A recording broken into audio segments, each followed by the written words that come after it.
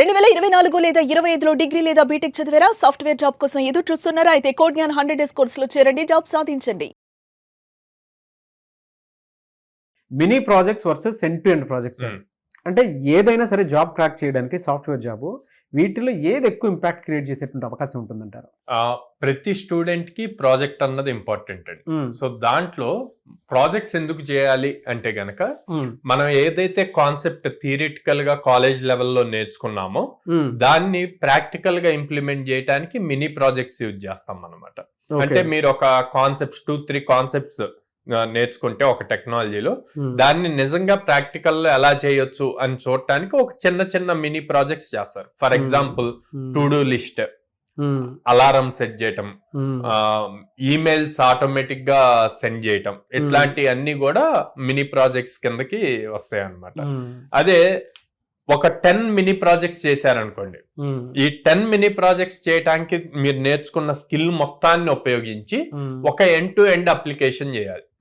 ఆ end to end application ని successful గా చేశారు అంటే గనక మీకు ఆ మొత్తం నేర్చుకున్న స్కిల్ సెట్ మీద స్ట్రాంగ్ ఫౌండేషన్ ఉన్నట్టు థింక్ చేస్తాం అనమాట. ఎప్పుడైతే మీరు ఈ ఎండ్ టు ఎండ్ అప్లికేషన్ చేస్తారో, దీన్ని రెజ్యూమ్ లో మెన్షన్ చేస్తే మినీ ప్రాజెక్ట్స్ కన్నా ఎండ్ టు ఎండ్ అప్లికేషన్స్ కి ఎక్కువ ప్రియారిటీ ఉంటది. ఎందుకంటే వీళ్ళ దగ్గర రియల్ స్కిల్ ఉంది అని చెప్పి. అదే మినీ ప్రాజెక్ట్ చేస్తే ఓకే, నేను నేర్చుకున్నాను అన్న ఫీలింగ్ వస్తుంది. ఎండ్ టు ఎండ్ ప్రాజెక్ట్ చేస్తే వీళ్ళ దగ్గర రియల్ స్కిల్ ఉంది అన్న థాట్ వస్తుంది అనమాట. సో ఇంటర్వ్యూయర్ కూడా ఎండ్ టు ఎండ్ ప్రాజెక్ట్ మీద అదే మీరు ఏదైతే మెన్షన్ చేశారో రెజ్యూమ్ లో దాని మీదే క్వశ్చన్స్ అడుగుతారు. సో ఈ క్వశ్చన్స్ అడిగినప్పుడు మీరు ఆల్రెడీ ఎక్స్పీరియన్స్ ఉంటది కాబట్టి కాన్ఫిడెంట్ గా ఆన్సర్ చేస్తారు. మీరు చెప్పే డెలివర్ చేసే ఆన్సర్ లో కూడా కాన్ఫిడెన్స్ ఉండటం వల్ల మీకు ఈజీగా ఒక ఇంప్రెషన్ క్రియేట్ అవుతుంది స్ట్రాంగ్ సబ్జెక్ట్ లో అని చెప్పి. అప్పుడు ఇంటర్వ్యూ క్రాక్ చేసే ఛాన్సెస్ పెరుగుతాయి అన్నమాట. ప్రతి స్టూడెంట్ కూడా మినీ ప్రాజెక్ట్స్ చేయాలి. మినీ ప్రాజెక్ట్స్ చేసి వాటన్నిటిని కలిపి కంపల్సరీగా end to end 3 to 4 applications చేయాలండి. 3 to 4 applications. A type of applications చేయాలి?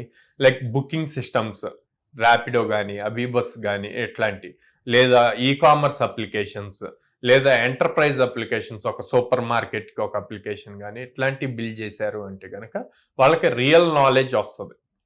సో అది చాలా యూజ్ అవుతుంది అనమాట జాబ్స్ కి అటెండ్ అవడానికి. సో కోడ్‌జ్ఞాన్ లో ఆ ఎక్స్పీరియన్స్ చేయడానికి అవకాశం ఉంటుందా సార్? మంది కరికులమే ప్రాజెక్ట్ బేస్డ్ కరికులం అనమాట.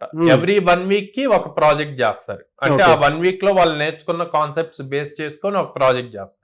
టోటల్ 17 weeks కరికులం ఉంటే 12 weeks వరకు అంటే దాదాపు 10 ప్రాజెక్ట్స్ మినీ ప్రాజెక్ట్స్ చేస్తారనమాట.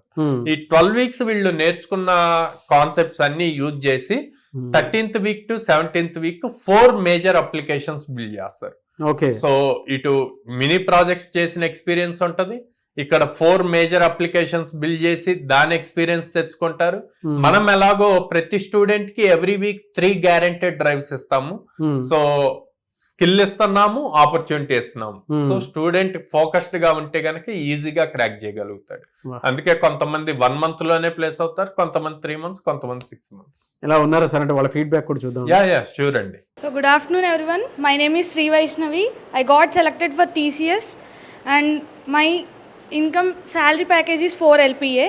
So in TCS we have 4 rounds. So first one is the TCS NQT and it will be held in Ion Digital Centers. So it consists of aptitude, coding, and if we got qualified for the NQT, then we'll got selected for the interview. And the first round is the technical round, and second one is the managerial round, and last is the HR round. And through these 4 rounds, I got selected for it. And in technical round, they'll ask about all our first. They mainly focus on the projects and what is your role and what are the challenges you faced while doing the project. So I am the team lead of the project in my projects. So they asked what are the difficulties and what is your role and what are the challenges. Like if any team member have any problem with you and they may not work and they are not able to complete the task what is you assigned to them. And in managerial round they'll ask again about technical questions. And in last HR round, basic like will you relocate and about our college and what are the grades from 10th inter and btech, what is your goals. These are the questions mainly they asked in my interview. In technical they ask about the concepts, how you are good at concepts and how will you able to solve the issues and how will you coordinate the works. And this training from Codegnan helped me a lot to implement any applications, and it also increased my soft skills like communication, confidence and aptitude. And through all these MySQL front end and JavaScript, these all will help us to do the complete project and to get the complete outcome for our future.